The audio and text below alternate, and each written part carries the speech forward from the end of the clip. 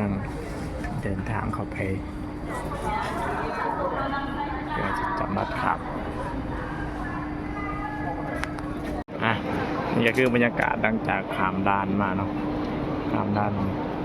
สแกนเข้ามาเลยคนหลายแห่ง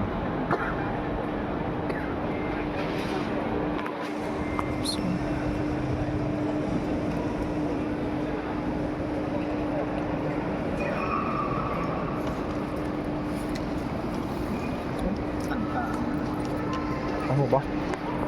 ใช่จริง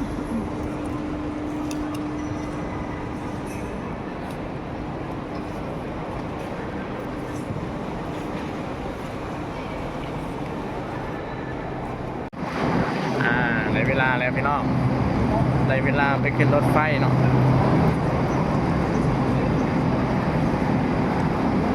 ไปแล้ว02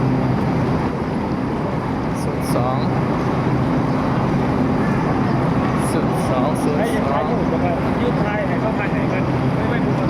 ไปหอดมันก่อนเนาะผมไม่เวลาให้ไปหอดตอนมากมันคำนะพวกนี้ไปเดี๋ยวไปไหนครับ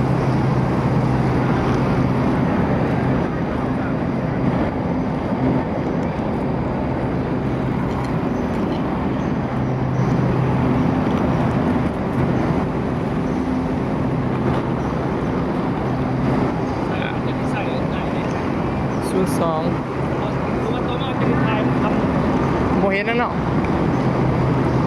02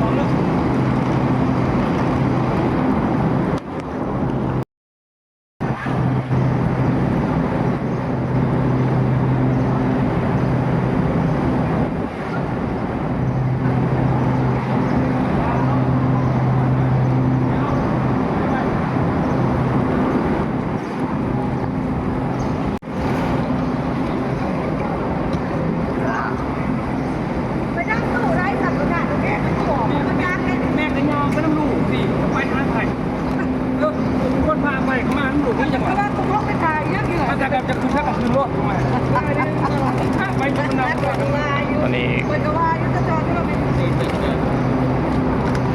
เขาจะเขาเบื้องหาเอาเนี่ยหันขอหมดนะ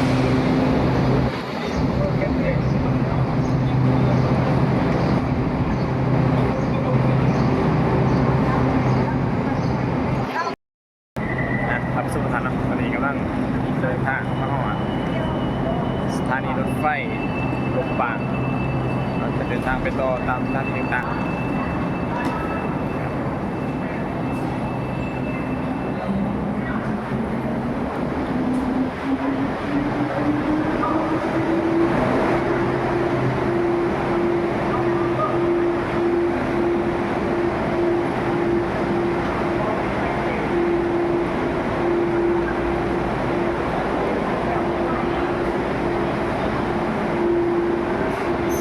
ดิบเหรอลุ่งๆมีวะเนี่ย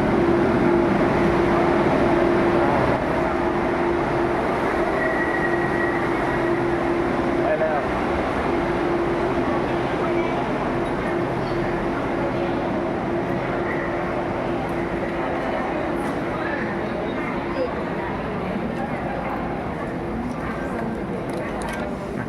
สแกนเขา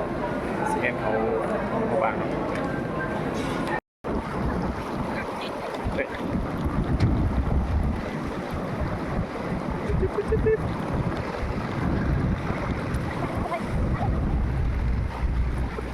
ได้ยังไง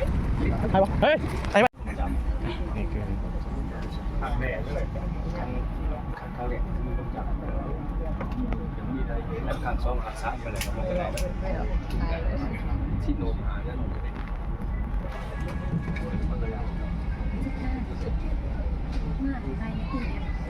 เน็ตบ่ได้นี่ที่เธอว่าไฟเน็ตบ่ได้